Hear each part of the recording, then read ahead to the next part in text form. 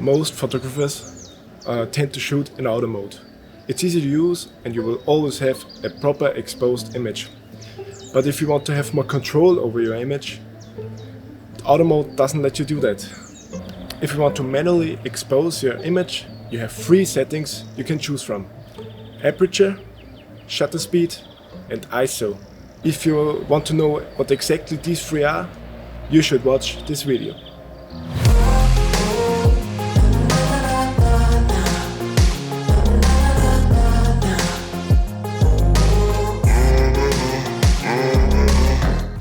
Hi, my name is Joachim Pressel. Welcome to my channel.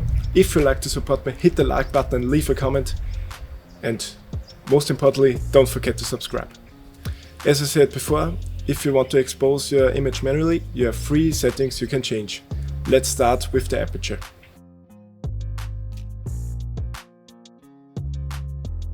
An open aperture lets much light into your camera. An almost closed aperture lets only very little light in your camera. But besides light, it can also change the look of your photos.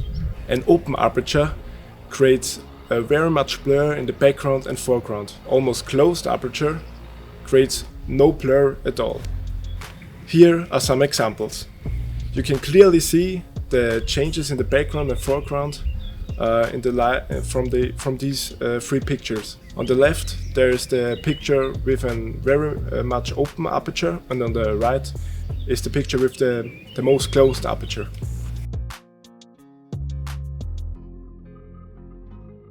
Now that we covered the aperture, let's move on to the shutter speed. A shutter speed defines how long light comes into your camera. A small shutter speed can freeze objects into your picture. A long shutter speed can blur out moving objects in your picture. Here are some examples.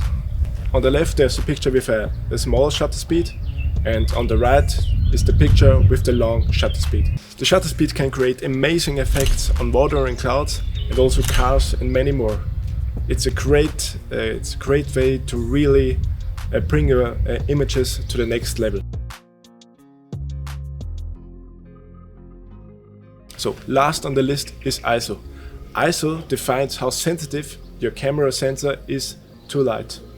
A low ISO delivers the best quality, but sometimes it's necessary to have a high ISO, especially in low light condition. Here is an example of low ISO and high ISO. You can clearly see the noise in the high ISO picture. If you now want to shoot pictures in manual mode, I recommend to firstly put ISO on the lowest setting. Then choose your aperture, whether you like blur or not, and then choose your shutter speed. Normally, you should at least use a shutter speed of the reciprocal of your focal length. So if you use a 50mm lens, you should at least use a shutter speed of 1/50 a second.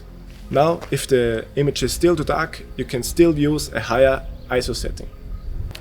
Now that's it with the video. I hope you enjoyed and I hope I could help you. If you like to see more videos like that, hit the like button and leave a comment. And don't forget to subscribe.